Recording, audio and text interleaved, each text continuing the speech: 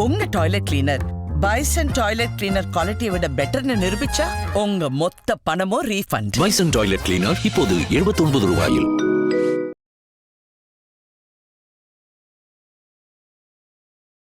அவர் தெளிவாக சொல்லிட்டாரு, இது ஏன் ஸ்டேட்டு, ஏன் ஊர், உனக்கு எல்லா பாதுகாப்பு கொடுக்கப்படும், காவல்துறை முறையாக இங்கே செயல்படும், எந்த பிரச்சனையும் இருக்காதுன்னு இருக்காரு. அப்படின்னா என்ன அர்த்தம்? உன் ஊரில் புரிஞ்சுக்க அவ்வளோதான் அர்த்தம். ஸோ இந்த ஊபிஸ்லாம் வந்து ரொம்ப ஜாலியெல்லாம் இருக்காது. ஒரு மாதம் உங்களை மழையே முடிச்சு விட்ரும் தமிழ்நாட்டில், புரியுதுங்களா? மழை வந்ததுக்கப்புறம் சூரியன் வெளியே வராமல் நீங்கள் போய் பம்பிக்கிட்டு தான் இருப்பீங்க. அதுக்கப்புறம் முடிஞ்சதுக்கப்புறமேட்டு அஸ்யூஷுவல் பழையபடி தளபதி வெளியில் வந்து அடிக்க வைக்கக்கூடிய வேலையை தொடர்ச்சியாக செய்வார் சார். ஐயா சாமி எப்படியா எங்களுக்கு ஓட்டு போட்டுருங்க, ஒரு வாட்டி வாய்ப்பு கொடுங்க, 10 வருஷமாக கக்கூஸில் உட்கார வச்சுட்டாங்க, நீங்கள் இந்த வாட்டி எங்களுக்கு வாய்ப்பு கொடுங்க, நாங்கள் பாலாரும் தேனாரும் ஓட வைக்கிறோம் தமிழ்நாட்டில்னு சொல்லிட்டு ஓடுது. அதான் ஓடுது. இதுக்கு தனியா ஒண்டர்லா போய் திறந்து வச்சிருக்காரா முதலமைச்சர்? சென்னையே ஒண்டர்லா, சென்னையில் ஒண்டர்லா இல்ல, சென்னையே ஒண்டர்லா. சென்னை முழுக்க ஒண்டர்லாவா மாதிரி எல்லாமே வந்து படகுல தான் பயணம் பண்ற மாதிரி ஒரு சூழலை ஏற்படுத்தி வச்சுட்டு பிச்சை நொச்சன்ட்டு ஒரு பேச்சு வேற. ஆனா அதுக்கு பதில் எதுக்கு முனையா போட்டுக்கிட்டு இருக்காங்களாமே? என்னது பிச்சையா போடா?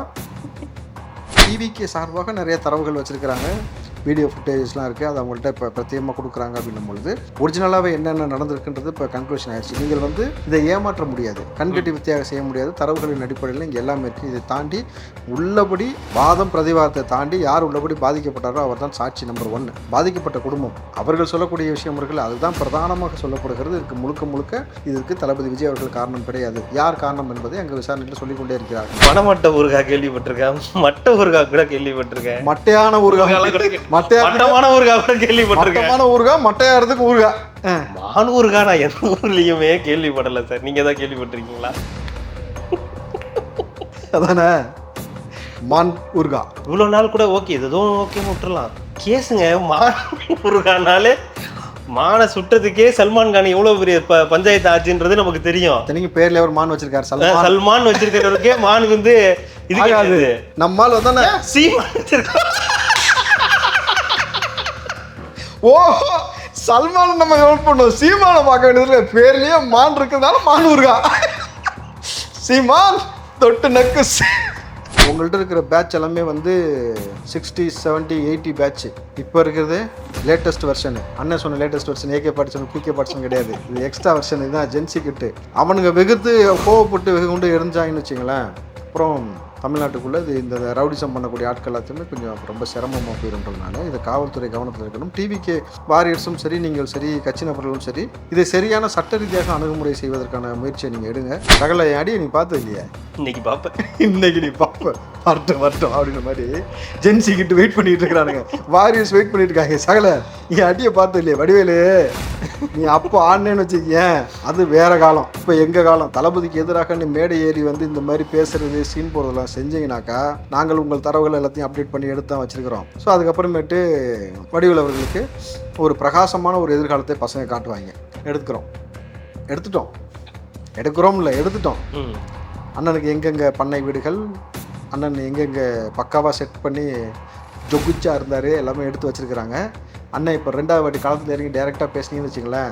மெட்ரோலுக்ஸ் நெஞ்சங்களுக்கு வணக்கம், நான் கார்த்திக். இன்றைய நேர்காணலில் நம்முடைய இணைந்திருப்பவர் திரு ராவுத்தர் இப்ராஹிம் அவர்கள். வணக்கம் சார். வணக்கம் சார். சார், விஜய் அவர்கள் ரோட் ஷோவுக்கு அனுமதி மறுப்பு. புதுச்சேரியில் ரோட் ஷோ பண்ணுறதுக்கான அனுமதி 3 முறை கேட்கப்பட்டது. 3 முறையுமே அது இப்போ கலந்தாலோசிச்சு சொல்லுவோம் அப்படின்லாம் சொல்லியிருந்தாங்க. ஆனால் ஒரு நியூஸ் சேனல் தொடர்ந்து என்ன சொல்கிறாங்கன்னா, திருவண்ணாமலை, விழுப்புரம் போன்ற மாவட்டங்கள்லேருந்து தான் மக்கள் வந்துடுவாங்க, கரூர் மாதிரியான சம்பவம் நடந்துரும்ன்றதுனால இந்த ரோட் ஷோவுக்கு அனுமதி மறுக்கப்படுதுன்றது ஒரு 2 நாளாக அந்த நியூஸ் கார்டெலாம் வந்துகிட்டு இருக்கு.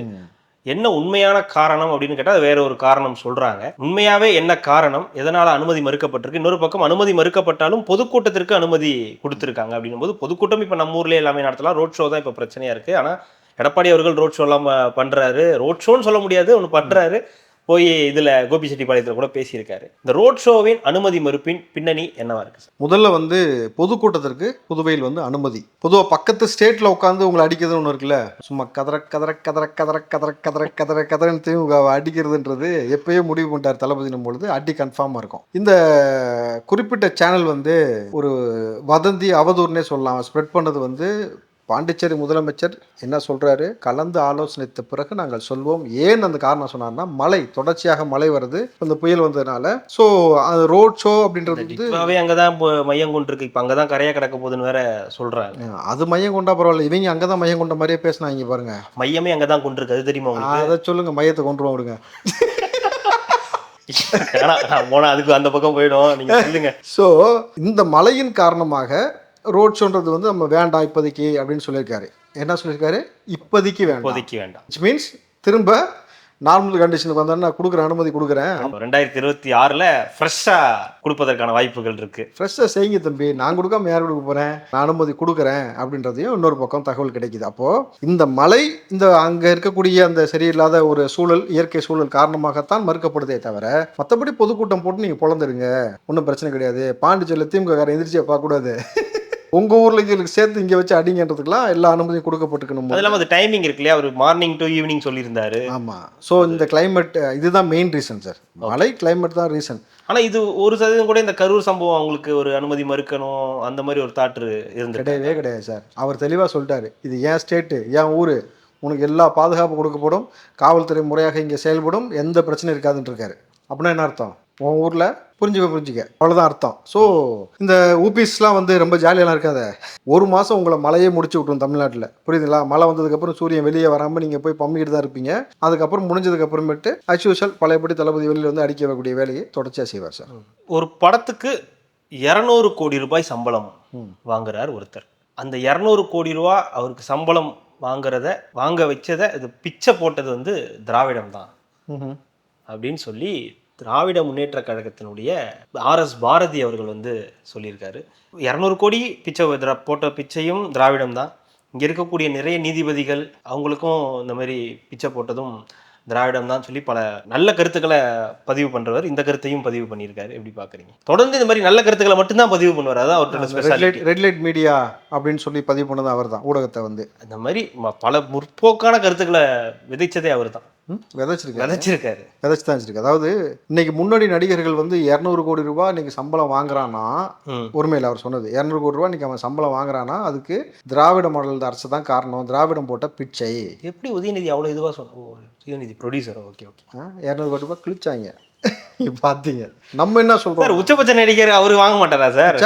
உச்சபட்ச நடிகர் சரி இல்லை. ஒரு பொதுவாகவே சார் இந்த தொடர்ந்து இந்த பிச்சைன்ற வார்த்தை இவருக்கு ஏன் எதனால் வருதுன்னு தெரியல. தொடர்ந்து நாங்கள் போட்ட பிச்சை, திராவிடம் போட்ட பிச்சை, நாங்கள் கொடுத்த பிச்சை, 200 கோடி ரூபாய் விஜய் சம்பளம் வாங்குறதுக்கும் நீங்கள் திராவிடம் பிச்சை என்ன இருக்குது? சம்மந்தமே இல்லையே, எங்கேயுமே சேரவே இல்லையே, லாஜிக்காகவே சேரலையே. அது இப்போ எதை நம்ம அதிகமாக தேடி போகிறோமோ, எதை நம்ம நாடுறோமோ, எந்த ரூட்டில் பயணிக்கிறோமோ அதான் வார்த்தையாக வரும். புரிஞ்சிக்காதவும் பக்கத்தில் கேட்டு தெரிஞ்சுக்க. 200 கோடி ரூபா ஒரு நடிகர் வாங்குறாருன்னா, உச்சபட்ச நடிகர் வாங்குறாருன்னா திராவிடம் போட்ட பிச்சை அவர் சொல்கிறாரு. மக்கள் என்ன சொல்கிறாங்க தெரியுமா? இவ்வளோ மேடையில் ஏறி பேசுறியா, அதுக்கே நாங்கள் போட்ட பிச்சை தான் காரணம், ஓட்டு வந்து கெஞ்சினில்ல. ஐயா சாமி எப்படியா எங்களுக்கு ஓட்டு போட்டுருங்க, ஒரு வாட்டி வாய்ப்பு கொடுங்க, 10 வருஷமாக கக்கூசில் உட்கார வச்சுட்டாங்க, நீங்கள் இந்த வாட்டி எங்களுக்கு வாய்ப்பு கொடுங்க, நாங்கள் பாலாரும் தேனாரும் ஓட வைக்கிறோம் தமிழ்நாட்டில்னு சொல்லிட்டு ஓடுது. அதான் ஓடுது. இதுக்கு தனியா ஒண்டர்லா போய் திறந்து வச்சிருக்காரா முதலமைச்சர்? சென்னையே ஒண்டர்லா. சென்னையில் ஒண்டர்லா இல்ல, சென்னையே ஒண்டர்லா. சென்னை முழுக்க ஒண்டர்லாவா மாதிரி எல்லாமே வந்து படகுல தான் பயணம் பண்ற மாதிரி ஒரு சூழலை ஏற்படுத்தி வச்சுட்டு பிச்சை நொச்சன்ட்டு ஒரு பேச்சு வேற. ஆனா அதுக்கு பதில் எதுக்கு முனையா போட்டுக்கிட்டு இருக்காங்களாமே? என்னது பிச்சையா போடா? இல்லை சார், உண்மையாகவே அது வந்து யாருமே விஜய்னு கிடையாது, எந்த ஒரு நடிகருக்கும் அவங்களுடைய உழைப்புலேருந்து வரக்கூடிய ஒரு விஷயம் தான் அந்த வருமானம்ன்றது. அது எப்படி நீங்கள் அதை பிச்சையா போட்டீங்கன்றது தான் இது வரைக்கும் சார். உழைக்கிறவனுக்கு அது புரியும் சார், திருடுறவனுக்கு எப்படி சார் புரியும்? லாஜிக் புரியுதா? ஒருத்தன் உழைக்கிறான்னா அவன் உழைப்புக்கு ஏற்ற ஊதியத்தை கொடுக்குறாங்க, அதை பேசி அக்ரிமெண்ட் போட்டு தானே சைன் பண்ணி தானே எல்லாம் ஒரு ஷூட் போகிறாங்க, அது உழைப்புக்கு கிடைத்த ஊதியம். நீ உழைக்காமல் இந்த பக்கம் 4000 கோடி எங்கேயா போச்சுன்னு இப்போ கேள்வி கேட்குறாங்கல்ல, ஊர் முழுக்க மாற்றி வச்சிருக்கிறேன்ட்டு. அதுக்கு என்ன பதில் சொல்லுவீங்க? பல கோடிக்கு வந்து வாட்ச் வாங்கி கட்டுறது, காரில் போகிறது, ஊர் முழுக்க வந்து அதுக்கு தான் பதில் சொல்லிட்டாங்களே, அப்புறம் என்ன திருப்பி நீங்கள் அதே கேட்குறீங்க? என்ன பதில்? அதுக்கு தான் சிபிஐ விசாரணை, கரூர் சம்பவத்தை சிபிஐ விசாரிக்கக்கூடாது, இது பண்ணணும், நீங்கள் அதை ரத்து பண்ணணும்னு சொல்லி உச்சநீதிமன்றத்தில் மனு போட்டிருக்காங்களே. அப்போ அதற்கு இது பதில் இல்லையேன்னு நீங்கள் சொல்லலாம். இல்ல இதுக்கு பதில் இல்லைன்னு சொல்ல மாட்டேன். இதுக்கு முன்னாடி சொன்ன பதில் உங்களுக்கு பொருந்துதேன்னு சொல்றேன். என்னது? ஹக்கீஸ் விற்பனை ஜாஸ்தியாக போகுதுன்னு சொன்னா எவ்வளோ பயம் இருந்தால் உச்ச நீதிமன்றத்தில் சிபிஐ விசாரணை வேணான்னு சொல்லி நீங்கள் வந்து மனு தாக்கல் செஞ்சுருக்கீங்கனாக்கா இல்ல அது எதுக்காக இப்ப திடீர்னு ஒரு இத்தனை நாள் ஆயிடுச்சு, நடந்து இவ்வளவு நாள் அதுக்கு ஒரு சிபிஐ விசாரணையும் சொல்லிட்டாங்க. விசாரணை பயங்கர மும்முரமாக போதும், பல தரவுகள் கிடைத்து கொண்டிருக்கிறது. அப்போ ஏற்கனவே ஒரு முறை அழுதுகிட்டு ஆஸ்பத்திரிக்கெல்லாம் போனேனே மறுபடியும் என்ன போக வச்சிடாத அப்படின்னு கேட்டதற்கு இணங்க இன்னைக்கு ஏன் கேசரிலாம் தருவாங்களேங்க? கேசரி இந்த கேசரி எது? பைனாப்பிள் கேசரிலாம் தருவாங்களே. கரெக்டா? ஆனால் மறுபடியும் அதுக்கு உங்கள் ஆட்சி இருக்கணும்ல. உங்கள் ஆட்சி பைனாப்பிள் கேசரி கட்டி கொடுப்பாங்க, ஆட்சி மாறும் பொழுது கேசரியா களியா? களியெல்லாம் தர மாட்டாங்க. களி வைப்பாங்களா? இல்லை களியை வைப்பாங்களா? ஆமா, களி வைப்பாங்க. சாப்பிட சொல்லி வைப்பாங்க. யாருக்கு அவர் தருவாங்களா அது மாதிரி அவருக்கும் தருவாங்க. ஓகே, இந்த மாதிரி நடந்தா சொல்றேன். களிய இல்ல இந்த திடீர்னு இப்போ ஒரு சம்பவம், இப்போ ஏதோ ஒரு விஷயம் போயிட்டு இருக்கு. இது பொதுவா இணையதளத்துல நம்ம பார்க்கும்போது ஒரு மடைமாற்றக்கூடிய விஷயமா இருக்கு. இங்க நடக்கக்கூடிய சென்னையில இருக்கக்கூடிய இந்த மழை, இந்த மாதிரி விஷயங்களை மடைமாற்றுவதற்காக கரூர் சம்பவத்தை கையில் எடுத்திருக்காங்க. அதை வந்து சிபிஐ விசாரணிக்க கூடாது அப்படின்ற விஷயம். சிபிஐ விசாரணை கூடாதுன்றதுக்கு ஏதாவது காரணம் இருக்கா? நீங்க சொல்ற மாதிரி அது ஒண்ணுதான் காரணமா? இல்லை சார், உண்மையாலுமே விசாரணை தீவிரமாக போகுது. இவர்களுக்கு எதிராக பல தரவுகள் கிடைக்கப்படுகிறதுன்ற தகவல் வந்து கொண்டே இருக்கணும் பொழுது, அப்போது இது எப்படின்னாக்கா இவங்க விசாரிக்கிற சிபிஐ கிடையாதுல்ல, சிபிஐ விசாரிப்பதை எஸ்ஐடி கண்காணிக்குது. எஸ்ஐடி வந்து மாதம் வந்து நீதிமன்றத்துக்கு வந்து அந்த நீதிபதி, தனி நீதிபதி வந்து அவங்க முன்னாடி வந்து என்னென்ன தரவுகள் செஞ்சுருக்கிறோம் அப்டேட் என்னன்றதை கொடுத்து கொண்டே இருக்கணும் பொழுது, இதை மட்டும் இல்லாமல் நம்ம சொன்னோம்ல, டிவிக்கு சார்பாக நிறைய தரவுகள் வச்சுருக்கிறாங்க, வீடியோ ஃபுட்டேஜஸ்லாம் இருக்குது, அது அவங்கள்ட்ட இப்போ பிரத்யேகமாக கொடுக்குறாங்க அப்படின்னும் பொழுது ஒரிஜினலாகவே என்னென்ன நடந்திருக்குன்றது இப்போ கன்க்ளூஷன் ஆயிடுச்சு. நீங்கள் வந்து இதை ஏமாற்ற முடியாது, கண்கட்டி வித்தியாக செய்ய முடியாது, தரவுகளின் அடிப்படையில் இங்கே எல்லாமே இருக்குது. இதை தாண்டி உள்ளபடி வாதம் பிரதிவாதத்தை தாண்டி யார் உள்ளபடி பாதிக்கப்பட்டாரோ அவர் தான் சாட்சி நம்பர் 1. பாதிக்கப்பட்ட குடும்பம் அவர்கள் சொல்லக்கூடிய விஷயம் இருக்குல்ல, அதுதான் பிரதானமாக சொல்லப்படுகிறது. இதுக்கு முழுக்க இதற்கு தளபதி விஜய் அவர்கள் காரணம் கிடையாது. யார் காரணம் என்பதை அங்கே விசாரணையில் சொல்லிக்கொண்டே இருக்கிறார்கள் பொழுது, அந்த தரவு சிபிஐ வந்து இவங்க நெருக்கமாக இருக்குல்ல, சொல்லும்ல, சார் எல்லாமே தலைகீழ மாறிக்கிட்டு இருக்கு சார் பார்த்துங்க அப்படின்னும் பொழுது என்ன செய்ய முடியும்? பதட்டம் ஏற்படும். அப்போ தன்னால் போய் அங்கே போயிட்டு இது பண்ணுற வேண்டியது. ஆனால் இங்கே வெளியில் வந்து அப்படியே பயங்கரமாக வந்து அங்கே பம்புறது, இங்கே வந்து பம்பாத்து வேலை காமிச்சிட்டு நாங்கள் வந்து பயங்கரமாக அப்படின்னு சொல்லிட்டு கம்பு சுற்றுறது, மோடி எதிர்க்கிறன்னு சொல்கிறது, வெள்ளை கூடிய தூக்கிட்டு போகிறது, இது இவங்களுடைய வழக்கமான ரெகுலர் ஃபார்முலா தானே சார். இன்றைக்கி உதயநிதி சனாதனத்தை குறித்து பேச சொல்லுங்கள், கடைசி வரைக்கும் பேசுவேன், நீங்களே பேசுங்க, பேசலாம் சார். சனாதனத்தில் இப்போ விட்டாச்சு, இப்போ செங்கோட்டையனை பிடிச்சாச்சு. அதெல்லாம் கிடையாது. இப்போ ஒரு தனியாக ஒரு கட்சி ஒன்று ஆரம்பிச்சிருக்காங்க சார், திராவிடம். திராவிட ஏதோ புதிய திராவிட கட்சி ஏதோ ஒன்று, அதில் போயிட்டு திராவிடத்தை பற்றி பயங்கரமாக பேசாரு. அது சாதி கட்சி முதல்ல, அதுவே தெரியல எங்கே போய் எதை பேசணும்னே தெரியாமல் சமூக நீதி பற்றி பேசிட்டு இருந்தேன். சமூக நீதியை பற்றி பேசிட்டீங்க. எப்பா அது சாதி கட்சி ஆரம்பிச்சிருக்கேன், அங்கே போய் சமூக நீதி பற்றி பேசுகிற. அதுக்குத்தான் சொல்கிறது, இந்த திருவிழா நடத்தாத அந்த திருவிழா உங்களுக்கு செட் ஆகாது அப்படின்னு நம்ம சொன்னோம், கேட்கல. ஏன்னா அதைத்தான் நம்ம பிடிஆர் கூட கோட் பண்ணி சொல்லியிருக்காங்க. பெரியாரை வந்து உள்வாங்கி கொண்டேன்னு சொல்லக்கூடிய நபர்கள் வந்து 90% பேர் 95% பேர் நாமினேஷன் தாக்கல் பண்றதுக்கு நேரங்காலம் பார்த்து தான், நல்ல நேரம் பார்த்து குறிப்பிட்ட டைம்ல தான் செய்வாங்க. அப்படிதான் திமுக போய் கொண்டிருக்குன்னு அவருமே பதிவு பண்ணியிருக்காரு பொழுது, இவ்வளவுதான் சும்மா அவரோட திமுககாரன் ஜாதக புக்கு ஜோசியக்காரன் எல்லாத்தையும் கேட்டுட்டு தூக்கி வந்திருக்கிறான்றதான் அவர் சொல்றாரு. ஆனா ஒரு புது கட்சி வந்து நாங்க அவர் சொன்ன அந்த கொள்கையை மட்டும் நாங்க ஏத்துக்கல அப்படின்னு சொன்னா அது வந்து ஏத்துக்கப்படாது. நீ ஏத்துக்காம போ, உன்னை தூக்கி போட்டு மிதிக்கிறதுன்றது ரொம்ப கன்ஃபார்மா ரொம்ப ஸ்ட்ராட்டஜிக்கல் மூவ் பண்ணி போயிட்டே இருக்கிறோம். இப்போ என்ன செங்கோட்டையனுக்கு என்னவா உங்களுக்கு? செங்கோட்டையனை அனுப்பி வைத்ததே பாஜக தான் அப்படின்னு துணை முதலமைச்சரே சொல்றாரு. யார் துணை முதலமைச்சர்? சரி, இப்போ இந்த உன்னே முதல்ல போன்னு சொல்லிட்டு அவர் 2வது போனாரா? சொல்லுங்க. இல்லை சார், துணை முதலமைச்சர் என்ன சொல்றாருன்னா, செங்கோட்டையன் அவர்களை வந்து இந்த மாதிரி அந்த கட்சிக்கு போங்க அப்படின்னு சொன்னது அசைன்மெண்ட் கொடுத்ததே பாஜக தான் அப்படின்றது. ஃபர்ஸ்ட் விஜயே வந்து பாஜக தான் சொல்றாங்க தெரியுமா உங்களுக்கு? ஆமா. இப்போ செங்கோட்டையனே பாஜக, ஏன்னா கட்சியின் தலைவரே பாஜகன்னு சொல்லும்போது அப்படி இருக்கு இவருக்கு 2வது தேவையில்லாத ஒரு ஆளு. லாஜிக்கா யோசிங்க சார். பாஜகன்னு சொல்லணும் சார், அதுலதான் விஷயமே இருக்கு, ட்விஸ்டே அதுல தான் இருக்கு. என்ன இருக்கு? எல்லாத்தையும் பாஜக சொல்லிடணும், எல்லாமே பாஜக. இப்போ ஒருத்தர் மேடையில பேசிட்டு இருக்காரு இல்லையா, உதயம் இருளும் வரும், உதயம் வரும், உதயநிதியும் வருவார் அப்படின்னு சொன்னார் இல்லையா, அவரே பாஜகன்னு தான் சொன்னாங்க. நம்மவர் தானே, நம்மவர் வந்து இல்லை, அவர் பாஜக இருக்கக்கூடிய பெரும்பாலான நபர்கள் வந்து பார்த்தீங்கன்னாக்கா திமுகவில் தான் இருக்கிறாங்க. அதிமுகவில் இருக்க முக்கால்வாசி பேர் எங்கே இருக்காங்கன்னா திமுகவில் தான் இருக்கிறாங்க. திமுகவில் இருக்கிறவங்க எல்லாம் மெயினான ஆட்கள் எங்கடா இருக்கீங்கன்னு பார்த்தா டேபிள் கடையில் அங்கே டெல்லியில் உட்காந்துருக்காங்க.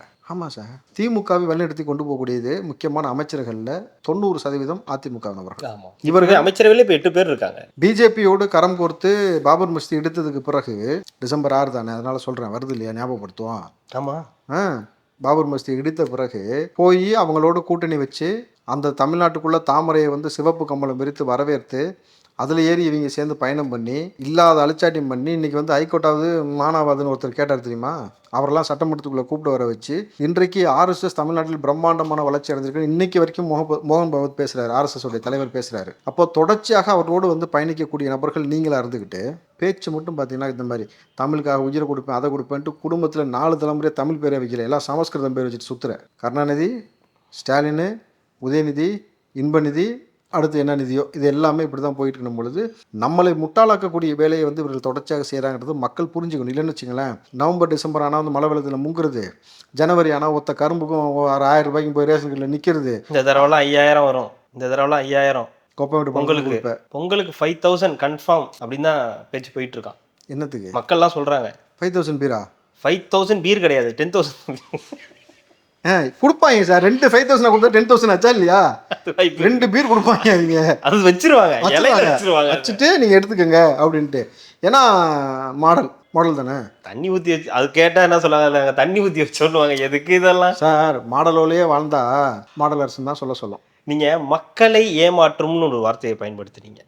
மக்களை இன்னொன்று ஒரு சம்பவம் இருக்குது, அதில் ஒரு விஷயம் இருக்குது. நீங்கள் சாப்பிட போவீங்க, லஞ்ச்லாம் சாப்பிட்டீங்கன்னா மீல்ஸ் சாப்பிட்றீங்கன்னு வச்சுப்போம், கடைசியாக தயிர் சாதம் சாப்பிடுவீங்க, என்ன தொட்டுக்குப்பீங்க? ஊர்க்கா. என்ன ஊருக்கா? தமிழ்நாடே இப்போ அதுதான் சேல்ஸ் ஜாஸ்தியாகுமே ஊர்க்கா. ஏன்னா வந்து அந்த அளவுக்கு ஊர் முழுக்க சரக்கு வியாபாரம் ஓடிட்டு இருக்கா எல்லா இடத்துலையும்.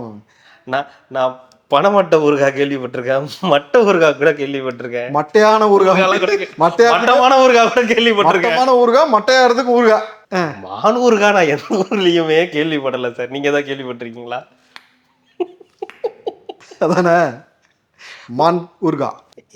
தலைவர் சொன்னாரே சாப்பிட்றா மான் ஊறுகாய் தொட்டு சாப்பிட்றா, நான் வேணான்னு சொன்னேன். சாப்பிட்றதுக்கே கூச்சப்படுறாரு தம்பினோட தன்மான விடலை வைங்க அப்படின்னு சொல்லி நான் சாப்பிட்றேன். அதானே எனக்கு உண்மையாவே இவ்வளோ நாள் கூட ஓகே ஏதோ ஓகேன்னு விட்டுறலாம். கேஸுங்க மான் ஊறுகாய்னாலே மானை சுட்டதுக்கே சல்மான் கான் எவ்வளவு பெரிய பஞ்சாயத்து ஆச்சுன்றது நமக்கு தெரியும். தனிக்கு பேர்ல ஒரு மான் வச்சிருக்காரு, சல்மான் வச்சிருக்கிறவருக்கே மான் வந்து இது நம்மால் வந்தானே சீமான் வச்சிருக்கோம். ஓ சல்மான் நம்ம எவ்வளவு பண்ணுவோம், சீமானை பார்க்க வேண்டியதுல பேர்லயே மான் இருக்கிறதுனால மான் ஊறுகாய். சீமான் தொட்டு நக்கு மான் ஊறுகா.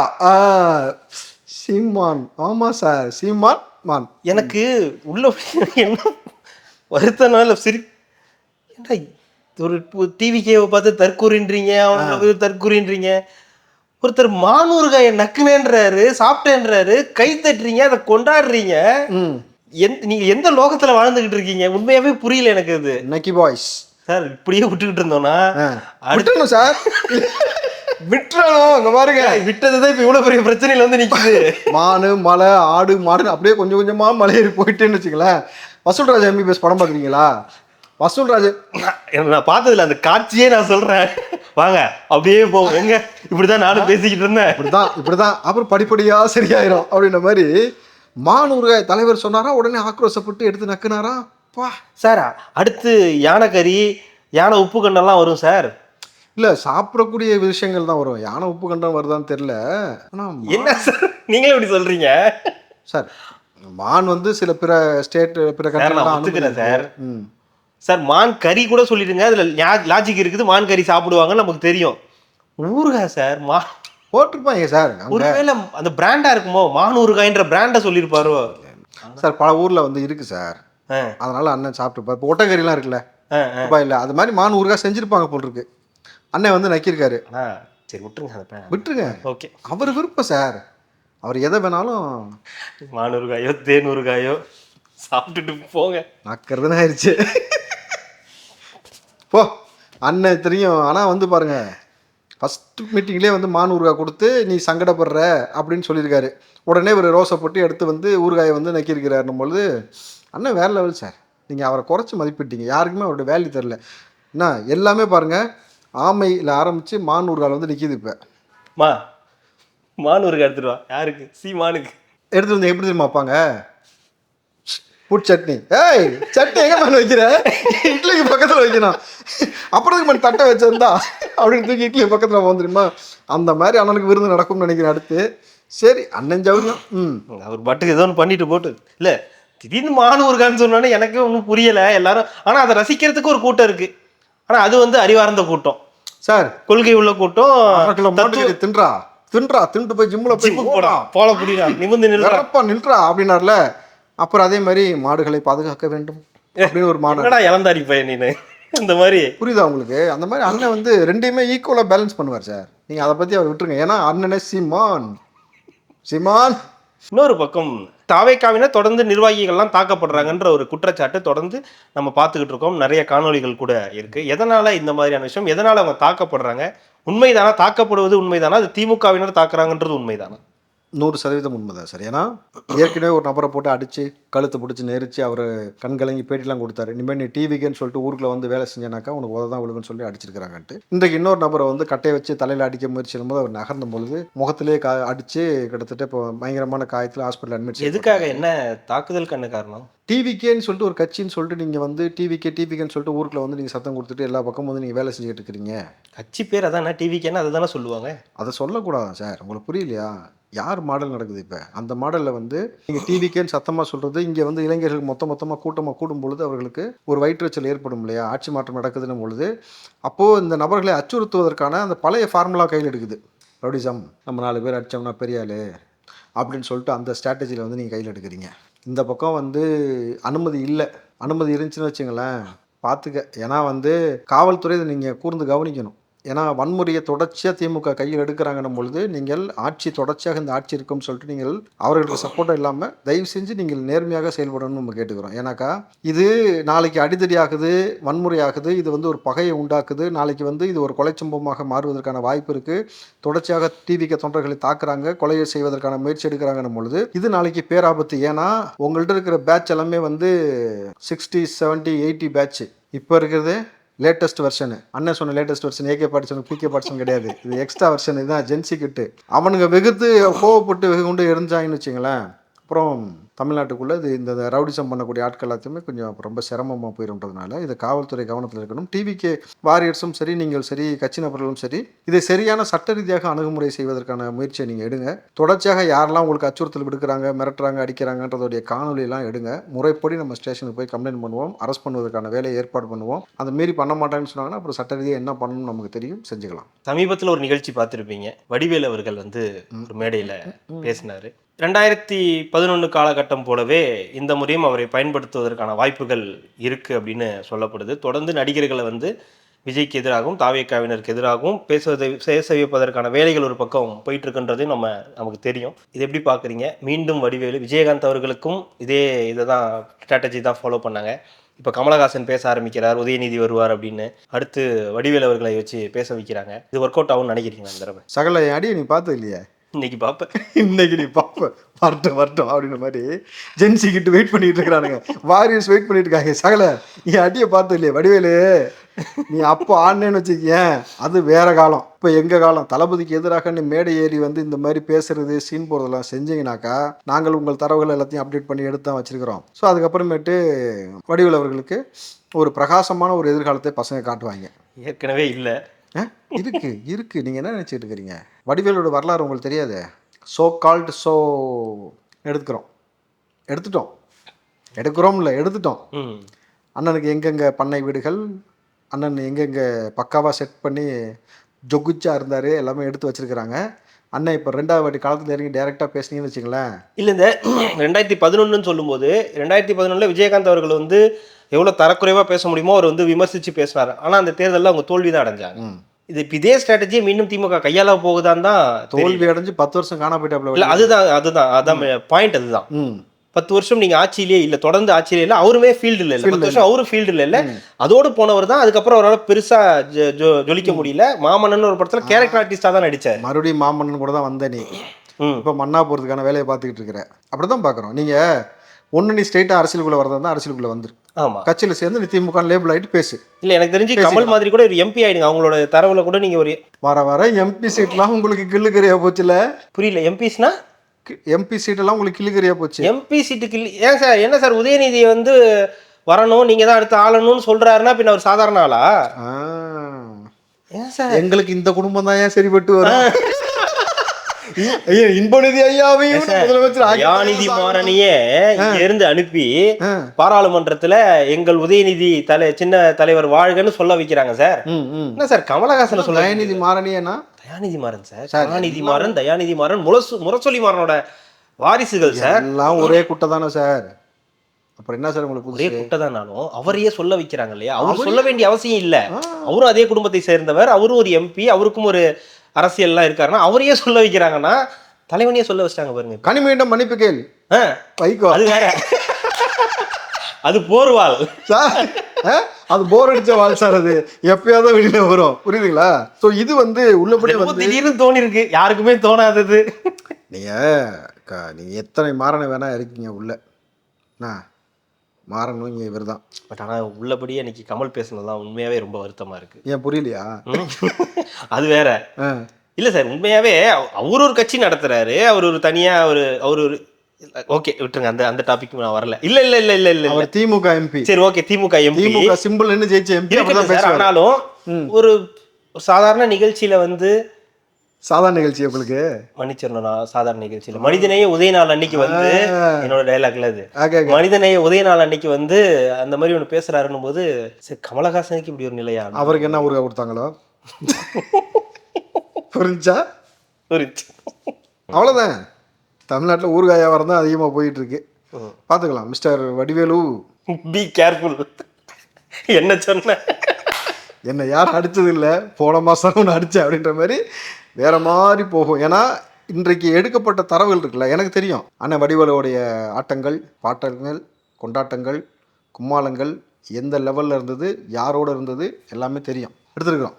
ஏன்னா எப்படின்னு தெரியும் திமுக யாரெல்லாம் களத்தில் இறக்கும்ட்டு. அந்த லியோலியா அதெல்லாம் வந்து ரெகுலர் பீஸு. இது அப்பப்போக்கு ஸ்பெஷல் எடிஷன் மாதிரி எலெக்ஷன் இறக்கக்கூடிய பீஸ்லாம் யாருன்னு சொல்லலாம் எடுத்துருக்கிறதுனால இவர்களை பற்றின தரவுகள்லாம் முன்னாடி எடுத்தாச்சு. ஸோ வந்தீங்கன்னாக்கா இன்றைக்கி அடி என்னான்னு மட்டும் பாரு, சகலம் தான் நடக்கும், பார்த்துங்க. அம்மா கண்டிப்பாக சார், அடுத்தடுத்த நிகழ்வுகளில் தொடர்ந்து பேசலாம். மிக்க மகிழ்ச்சி. நன்றி. நன்றி சார்.